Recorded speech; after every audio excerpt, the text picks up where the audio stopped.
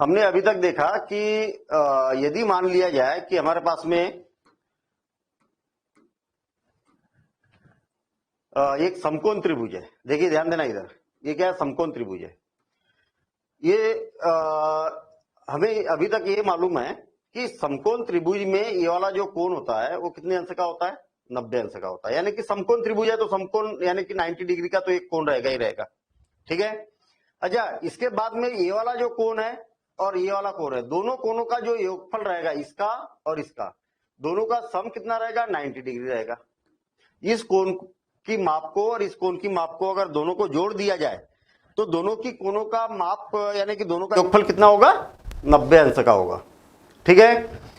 अगर एक स्पेशल अगर देखा जाए कि इस कोण की माप कितनी हो सकती है, इस कोण की माप कितनी हो सकती है, तो 0 डिग्री से लेके 90 डिग्री के बीच में होगी।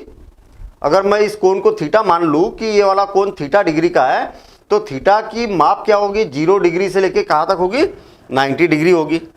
यदि हम 0 डिग्री बना देते हैं तो क्या होगा, 0 डिग्री अगर बना देते तो क्या होगा, इस बात को जरा गौर से समझना। यदि हम इसको 0 डिग्री बना देते हैं तो देखिए इस कोण को मैं 0 डिग्री बनाना चाह रहा हूं। देखिए ध्यान देना इधर, अभी जो भी कोण की माप है उससे अभी कम है, और कम हो गया, और कम हो गया। ऐसा करते करते अगर मैं उसको 0 डिग्री कर दूं, जो इसका हाइपोटेन्यूज था ना, जो कर्ण था, वो इसके आधार के बराबर बन गया। यानी कि हम ये बोल सकते हैं कि 0 डिग्री भी हो सकता है, मतलब ऐसा नहीं कि नहीं हो सकता, लेकिन जब 0 डिग्री होगा तब क्या बन जाएगा, इसका जो कर्ण और आधार क्या हो जाएगा, बराबर हो जाएगा। यानी कि हमें समकोण त्रिभुज नहीं दिखाई देगा यहाँ पर, ठीक है ना। लेकिन हम एक कल्पना कर सकते हैं कि इसका कर्ण और आधार क्या है, एक ही है, तो ये एक समकोण त्रिभुज हमारे पास में बन गया। कहने का मतलब ये हुआ कि हम एक कल्पना कर सकते कि ऐसा भी तो हो सकता है, या बिल्कुल एक छोटी सी माप यहाँ पर हो सकती है। चलिए, और क्या हो सकता है, ये 90 डिग्री हो सकता है क्या, क्यों भाई, आपको मालूम है कि इस कोण की माप और इस कोण की माप, दोनों कोणों का अगर योगफल देखा जाए, इस कोण का और इस कोण का अगर योगफल देखा जाए तो दोनों का योगफल कितना होता है, 90 डिग्री होता है, होता है कि नहीं। तो केवल एक एंगल, ये वाला कोण 90 डिग्री हो सकता है क्या, बनाने की कोशिश करते। देखिए मैं अगर इस ट्राइंगल को ऐसा ले जाने की कोशिश कर रहा हूं, आप देख पा रहे होगे ये भुजा जैसे कि वैसे ही है, इसकी माप में कोई अंतर नहीं हो रहा। इस कोण की माप बढ़ते जा रही है और इस कोण की माप छोटी होती जा रही है। देखिए हो रहा क्या, इस कोण की माप बढ़ते जा रही है, जितना बढ़ रहा है उतना ही ये क्या हो रहा, कम हो रहा। क्यों, क्योंकि दोनों का योगफल अभी भी 90 डिग्री है। इसका और इसका योगफल कितना है, अभी भी 90 डिग्री है। जितनी रफ्तार से ये वाला क्या हो रहा, बड़ा होते जा रहा, उतनी ही रफ्तार से ये क्या हो रहा, छोटा होते जा रहा। एक समय ऐसा आएगा कि ये वाला जो कोण है वो 90 डिग्री हो जाएगा, बिल्कुल होगा। देखिए आप थोड़ा सा मैं अगर बढ़ा दूं तो देखिए 90 डिग्री के बिल्कुल पास में करीब है, और जब दोनों एक दूसरे के ऊपर आ जाएगी इस प्रकार से लाइनें, तो 90 डिग्री हो जाएगा। तो हम यहाँ पर बोल सकते हैं कि 90 डिग्री तक भी हो सकता है। एक कल्पना कर सकते हैं हम कि इसकी वैल्यू जो है, ये जो न्यून कोण है वो 90 डिग्री तक हो सकता है, यानी कि 0 या 0 से ज़्यादा, 90 या 90 से कम। हमें 10th क्लास में ये बात देखना है कि जब इस कोण की माप 0 डिग्री हो जाए तो क्या होगा, जब 30 डिग्री हो जाए तो क्या होगा, जब 45 डिग्री हो जाए तो क्या होगा, जब 60 डिग्री हो जाए तो क्या होगा, और जब 90 डिग्री हो जाएगा तो क्या होगा। कितने कोण हो गए, 1 2 3 4 और 5, 5 कोण। 10th क्लास में हमें इन 5 कोणों के बारे में पढ़ना है। फिर जैसी जैसी हमारी क्लासेस बढ़ती जाएगी बाकी के भी कोणों के बारे में पढ़ना है। अभी तो हम केवल 0 डिग्री से लेकर 90 डिग्री तक की बात कर रहे हैं, फिर 90 डिग्री से ज़्यादा भी बात करेंगे जब 11th क्लास वगैरह में पढ़ेंगे। इसीलिए यहाँ पर जो हेडिंग दी हुई है वो क्या दी है, विशिष्ट कोणों के त्रिकोणमितीय अनुपात, trigonometric ratios of some special angle या स्पेसिफिक एंगल। कुछ स्पेसिफिक एंगल है, और स्पेसिफिक जो एंगल है वो कौन सी है, 0 डिग्री, 30 डिग्री, 45 डिग्री, 60 डिग्री और 90 डिग्री। इनके लिए त्रिकोणमितीय अनुपातों के मान क्या होंगे, इस बात को देखना है। और एक बार बिल्कुल शॉर्ट में हमारे पास में एक समकोण त्रिभुज है, चलिए ठीक है, समकोण त्रिभुज है। हमें मालूम है कि तीनों कोणों का योगफल कितना होता है, 180 अंश होता है, चलिए ठीक है। एक कोण 90 अंश का होता है, ये तो फिक्स ही होता है, समकोण त्रिभुज है इसलिए 90 अंश का होगा। अच्छा, अब बच गया ये वाला कोण और ये वाला कोण, दोनों कोणों को अगर जोड़ दिया जाए तो 90 अंश होता है। 90 अंश दोनों का योगफल, तो स्वाभाविक सी बात है कि अगर ए कोण बोलिए चाहे ए कोण बोलिए, इसका मान कितना हो सकता है, तो न्यून कोण होगा। न्यून कोण होगा तो इसका मतलब ये है कि 0 से ज़्यादा, 90 डिग्री से कम। क्या 0 डिग्री अगर हो जाए तो क्या हो जाएगा, कैसा बनेगा, तो ये बात हमने अभी यहाँ पर देखी कि 0 डिग्री कब बनेगा। 0 डिग्री कब बनेगा, जब अगर मान लिया जाए कि मेरे पास में अगर एक समकोण त्रिभुज है, इस कोण की माप की बात कर रहा हूं मैं, देखिए इस कोण की माप की बात कर रहा हूं, ठीक है। मैं थोड़ा सा बड़ा कर देता हूं इसको, ट्रायंगल को, देखिए इस कोण की माप की बात कर रहे हैं हम। इस कोण की माप क्या क्या हो सकती है एक बार बिल्कुल, क्योंकि यही मेन पार्ट है इसका। आपने इस कॉन्सेप्ट को समझ लिया कि 0 कैसे हो सकता है, 90 कैसे हो सकता है, तो बात क्लियर हो गई। यहां पर देखना, ये कोण की माप मैं छोटी करना चाह रहा हूं। इनका बड़ा गहरा संबंध है ये वाले कोण का और इस कोण का। कैसे, देखिए मैं क्या करना चाह रहा हूं, इस कोण की माप को छोटा करना चाह रहा हूं। देखिए जैसे जैसे रफ्तार से ये छोटा होते जा रहा, उसी रफ्तार से क्या हो रहा, बड़ा होते जा रहा। अगर ये 5 डिग्री छोटा हो गया तो ये 5 डिग्री बड़ा हो गया। क्यों, क्योंकि दोनों कोणों का योगफल अभी भी 90 अंश है, इसका और इसका योगफल कितना है, 90 अंश। देखिए और छोटा होते जा रहा, और छोटा होते जा रहा, और छोटा होते जा रहा, और छोटा होते जा रहा। अब बच गया, मान लिया जाए 1 डिग्री बच गया, अब 0 डिग्री हो गया। देखिए 0 डिग्री हो गया। आप देखेंगे तो आपको केवल एक जस्ट एक लाइन दिखाई दे रही होगी यहाँ पर, समकोण त्रिभुज जैसा नहीं दिखाई दे रहा हो, लेकिन हम कल्पना कर सकते हैं कि बिल्कुल एकदम नियरेस्ट 0 डिग्री के आसपास अगर है तो उस स्थिति में क्या होगा। देखिए हमारे पास में ऐसा समकोण त्रिभुज था हमारे पास पहले से, और इस प्रकार से एक समकोण त्रिभुज था। क्या ये वाला कोण 90 अंश का भी हो सकता है, तो बिल्कुल हो सकता है। देखिए मैं इसको पास में ले जा रहा हूँ, देखिए ये वाला कोण छोटा होते जा रहा है, ये वाला कोण बड़ा होते जा रहा, हो रहा बड़ा, और एक टाइम ऐसा आएगा कि ये क्या हो गया, 90 अंश तक हो गया कोण, धीरे धीरे धीरे धीरे बड़ा होते गया 90 अंश, और ये वाला कोण सबसे छोटा हो गया। तो कहने का मतलब ये है कि हमें इनके बीच का मान हमें यहाँ पर ज्ञात करना है, इनके बीच का मान ज्ञात करना है, 0 डिग्री से ग्रेटर देन और 90 डिग्री से लेस देन। क्वेश्चन ये होता है कि भाई इसका मान होगा क्या, इसका मान होगा क्या, तो हमें त्रिकोणमितीय अनुपातों की जरूरत पड़ेगी। किसकी जरूरत पड़ेगी, ट्रिग्नोमेट्रिक रेशोस की। देखिए हमने इससे पहले ये वाले फार्मूले देखे थे, हमें मालूम था कि हमारे पास में जो त्रिकोणमितीय अनुपात है, sine theta, cos theta, tan theta, cot theta, sec theta और कोसेक थीटा, 6 त्रिकोणमितीय अनुपात है। Sine theta is equal to क्या होता है, लंब बटे कर्ण, ठीक है ना। ये अगर मान लिया जाए थीटा है और ये क्या है, 90 डिग्री का कोण है। ये परपेंडिकुलर और डिवाइडेड बाय हाइपोटेन्यूज, और ये क्या है, बेस है, आधार। क्या है ये, बेस। देखिए फिर से और एक बार, साइन थीटा क्या होगा, लंब बटे कर्ण, कास थीटा आधार बटे कर्ण, टेन थीटा लंब बटे आधार, और कॉट टेन का उल्टा, सेक कास का उल्टा, और कोसेक साइन का उल्टा। बस वही बात जो हमने अभी तक बातें की है। कहने का मतलब ये वाले जो फार्मूले है ना, ये बिल्कुल एकदम बेसिक वाले फार्मूले हैं, इसके बिना हमारा काम नहीं होने वाला, ये आपको मालूम ही होना चाहिए। चलिए ठीक है, हम कुछ विशिष्ट कोणों के मापों की बात कर रहे हैं, और वो विशिष्ट कोण क्या है इसके बारे में हम यहां पर समझेंगे। ध्यान देना, इधर हमारे पास में ये फार्मूले हमें मालूम है, याद है ये फार्मूले, ठीक है ना। अब देखिए मैं क्या कर रहा हूं, इसको सॉल्व कर रहा हूं, किसके लिए, theta is equal to 45 degree के लिए कर रहा हूं पहले सॉल्व, और करना किसके किसके लिए, 0 डिग्री, 30 डिग्री, 45 डिग्री, 60 डिग्री और 90 डिग्री, इनके लिए हमें क्या करना है, इसको सॉल्व करना है। क्लियर। अब देखिए, for the angle theta is equal to 45 degree, theta is equal to 45 degree के लिए हमें इसको हल करना है। चलिए सबसे पहले मैं क्या करता हूँ, समकोण त्रिभुज बनाता हूँ। क्या बना रहा हूँ, समकोण त्रिभुज। देखिए समकोण त्रिभुज बना रहा हूँ। मुझे एक बात बताइए, थोड़ा सा इस पर एक एनालिसिस करिए, इस पर एक एनालिसिस करिए कि क्या ये वाला एंगल कितने डिग्री का है। तो आप बोलेंगे कि ये वाला तो हो गया 90 डिग्री का, हुआ ना। हमें किसके लिए सॉल्व करना है, 45 डिग्री के लिए। तो न्यून कोण जो है, एक्यूट एंगल जो है, वो कितने डिग्री का होना चाहिए, 45 डिग्री का होना चाहिए।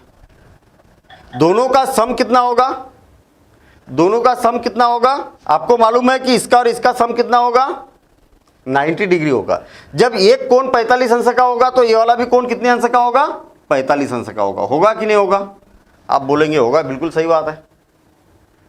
किसी भी त्रिभुज में, किसी भी त्रिभुज में अगर दो कोण समान है तो इनकी सम्मुख भुजाएं भी क्या होती है, बराबर होती है। यानी कि हम ये बोल सकते हैं कि किसी त्रिभुज में बराबर कोणों की सम्मुख भुजाएं क्या होती है, बराबर होती है। कहने का मतलब in a triangle opposite sides of equal angles are equal. कहने का मतलब दो एंगल इक्वल है तो इसकी अपोजिट साइड भी क्या होगी, इक्वल होगी। ये बात क्लियर है। हम 45 डिग्री के लिए कर रहे हैं, एक एंगल 45 डिग्री का होगा तो दूसरा भी एंगल ऑटोमेटिक 45 डिग्री का हो जाएगा। चलिए ठीक है, इसका मतलब क्या हो गया, ये साइड और ये साइड क्या हो जाएगी, इसके इक्वल हो जाएगी। इसका मैं नाम दे देता हूं ए, बी और सी। ठीक है, पहली बात तो हम कर क्या रहे हैं, कुछ विशेष कोणों की मापों की बात कर रहे हैं। यहां पर देखिए, ध्यान देना इधर, कुछ विशेष कोण मतलब जैसे साइन 0 डिग्री का मान कितना होता है, साइन 30 डिग्री का मान कितना होता है, साइन 45 डिग्री का मान कितना होता है, कास, इस प्रकार से ये सारे मान हम क्या है यहाँ पर ज्ञात करना चाह रहे हैं। कहने का मतलब ये हुआ कि जो अगली एक्सरसाइज आने वाली है, हाँ देखिए ध्यान देना इधर, हमारा उद्देश्य क्या है कि sine 0 degree, 30 degree, 45 degree, 60 degree और 90 डिग्री, इसके मान क्या होते हैं, इसको हमें यहाँ पर पता करना है। ठीक है ना। ये टेबल बना कैसे है उस बात को अभी हम यहाँ पर देखेंगे। याद कैसे रखना है, तो याद रखना बिल्कुल आसान काम है, 5 मिनट लगेगा, 5 मिनट में ये पूरा टेबल याद हो जाएगा। ठीक है ना। मेन याद रखने वाली बात नहीं है कि ये मान निकले कैसे, ये बात हम यहाँ पर जानना चाह रहे हैं, फार्मूले कैसे जनरेट हो रहे हैं। ठीक है ना, हम यहाँ पर फार्मूले जनरेट करने की कोशिश करते हैं। हम यहाँ पर बोलेंगे समकोण त्रिभुज, कौन सा, ए बी सी में, ए बी सी में, इस त्रिभुज की बात करते हैं। ठीक, आपको मालूम है कि ये वाला एंगल 45 डिग्री का, तो ये वाला भी एंगल कितना होगा, 45 डिग्री का होगा। हम यहां पर बोलेंगे कि कोण सी इज इक्वल टू कोण ए इज इक्वल टू कितना है, 45 डिग्री। ठीक है ना। तब क्या हो जाएगा, आप यहां पर बोल सकते हैं कि तब क्या हो जाएगा, ये वाली भुजा और ये वाली भुजा क्या हो जाएगी, बराबर हो जाएगी। तब ए बी बराबर से क्या हो जाएगा, बी सी हो जाएगा। ये बात समझ में आ गई, क्यों बराबर होगी, क्यों, क्योंकि यहां पर हम लिखेंगे कि त्रिभुज के बराबर कोणों की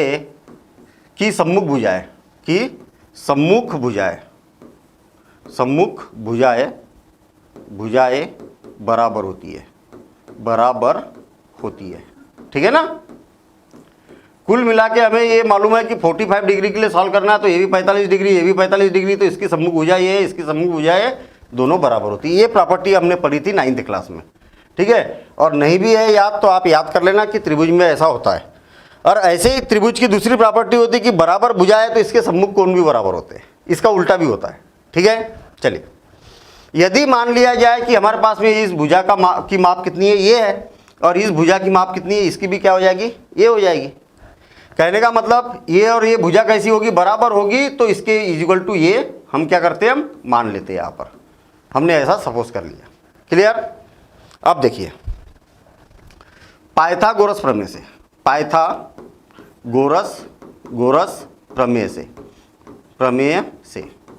और पाइथागोरस प्रमेय अप्लाई करेंगे हम, आपको मालूम है कि सबसे बड़ी भुजा कौन सी है? कर्ण होती है। तो कर्ण का वर्ग बराबर से अन्य दो भुजाओं के वर्गों के योगफल के बराबर होता है। तो क्या हो जाएगा? AC का square is equal to AB का स्क्वायर प्लस BC का स्क्वायर। ये हो जाएगा पाइथागोरस प्रमेय में। क्या हो जाएगा? AC का स्क्वायर, AC का स्क्वायर क्या है नहीं मालूम हमें। AB की वैल्यू कितनी है? A square plus A square. देखिए ना, इसकी भी वैल्यू ये है, इसकी भी वैल्यू ये है। क्यों? क्योंकि दोनों भुजाएं बराबर है। हम यहां पर बोल सकते हैं कि 2A स्क्वायर हो गया, दोनों को अगर ऐड किया जाए तो, और AC का स्क्वायर। तो आप बोल सकते हैं कि AC इज इक्वल टू हो जाएगा √2A स्क्वायर, और 2 का स्क्वायर रूट क्या होगा? कुछ नहीं होगा, जैसे कि वैसे लिखेंगे। और A का स्क्वायर क्या होगा? स्क्वायर से वर्गमूल कैंसिल हो गया, तो यहां पर क्या बच गया? √2A आ गया। अब देखिए इसका मान क्या आएगा? √2A, इतना आ गया। अब ध्यान देना, इधर आपको मालूम है कि साइन थीटा क्या होता है? लंब बटे कर्ण होता है।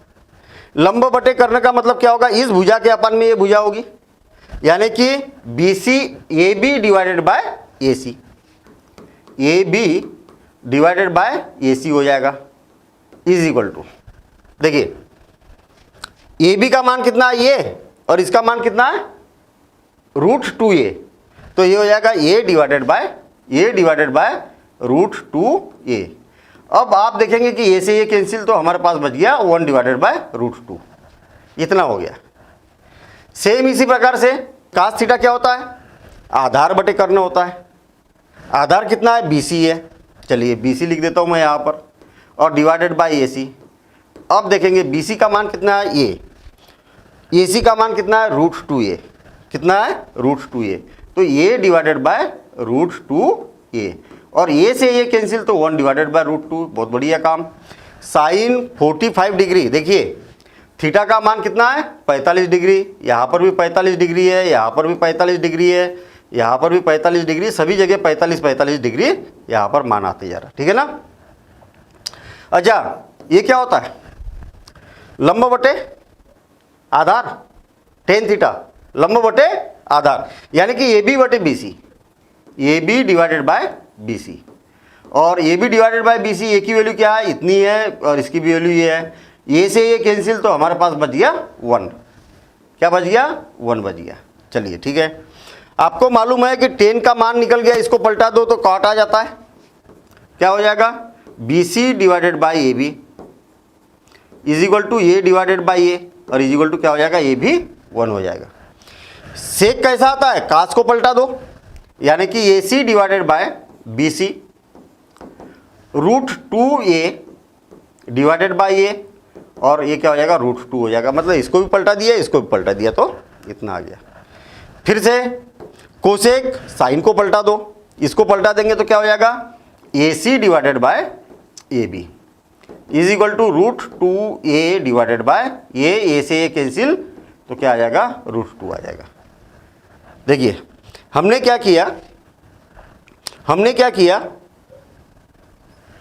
45 डिग्री के लिए मान ज्ञात किया। देखिए ध्यान देना, इधर 45 डिग्री के लिए मान ज्ञात किया। अभी तो दिखेगा भी नहीं है ना। 45 डिग्री के लिए मान ज्ञात किया, तो आप यहाँ पर देख पा रहे होगे 45 डिग्री के लिए साइन का मान कितना है? 1/√2। कास का मान कितना है? 1/√2, 1√2 और √2, और ये क्या हो गया? कोसेक का मान, ये थोड़ा सा आगे पीछे लिख दिया। tan का मान 1, cot का मान 1, सेक का मान √2, और कोसेक का मान क्या हो जाएगा? √2 हो जाएगा। तो ये मान हमारे पास में आते जा रहा है। अच्छा, इसको याद कैसे करना है? तो याद तो हो जाएगा, याद करने की टेंशन नहीं है। क्वेश्चन ये उठता है कि ये बने कैसे, तो हम यहाँ पर बनाना चाह रहे हैं। और एक बार बिल्कुल शॉर्ट में समझ लीजिए कि हमारे पास में क्या है। यहाँ पर एक समकोण त्रिभुज था। देखिए ध्यान देना, इधर एक 90 अंश का कोण था, हमें 45 अंश के लिए ज्ञात करना था। तो हमने क्या किया? ये वाला कोण 45 का बना दिया। तो स्वाभाविक सी बात है कि ये भी कोण क्या हो जाएगा? 45 डिग्री का हो जाएगा। क्यों? क्योंकि ये दोनों कोणों का योगफल कितना होता है? 90 अंश होता है। हमें एक त्रिभुज की प्रॉपर्टी मालूम है, त्रिभुज का एक गुण मालूम है। क्या गुण है? कि अगर किसी त्रिभुज में दो कोण बराबर होते हैं तो इसकी सम्मुख भुजाएं भी बराबर होती है। अगर इस भुजा का मान अगर मान लिया जाए 5 इकाई है, तो इसका भी मान क्या हो जाएगा? 5 इकाई हो जाएगा। इसका 15 इकाई होगा तो इसका भी मान 15 इकाई होगा, इसका मान ए होगा तो इसका भी मान ए हो जाएगा। तो हमने देखा कि इसका मान अगर ए है तो इसका भी मान क्या है, ये है, कुछ ना कुछ तो लंबाई होगी ना, तो दोनों को हमने ये मान लिया। पाइथागोरस प्रमेय लगाया तो हमें कर्ण पता चल गया कितना कर्ण है, ये वाले फार्मूले हमें पहले से मालूम ही थे, ठीक है ना। लंब, कर्ण और आधार के मान, परपेंडिकुलर बेस और हाइपोटेन्यूज की वैल्यूज रख दी यहाँ पर हमने, और ये सारी वैल्यूज यहाँ पर आ चुकी है। तो इतना आप नोट कर लीजिए, ये यहाँ से स्टार्ट करना है, इसको यहाँ से स्टार्ट करना है, ये डायग्राम बनाना है और फिर उसके बाद में इसको नोट करना है, ठीक है। फिर उसके बाद में करेंगे हम अगला एंगल। अगला एंगल और भी इंटरेस्टिंग है, ठीक है ना। तो नोट कर लीजिए इसको। हमने क्या किया था कि यहाँ पर एक 45 अंश का कोण बनाया था, है ना। ज्ञात किसके किसके लिए करना हमें, 0 डिग्री, 30 डिग्री, 45 डिग्री, 60 डिग्री और 90 डिग्री, ये 5 विशेष कोणों के लिए मान ज्ञात करना है। अब 45 तो हो गया हमारा, अब 30 अंश और 60 अंश को ज्ञात करते हैं हम। 30 अंश और 60 अंश के लिए इसका मान क्या होगा।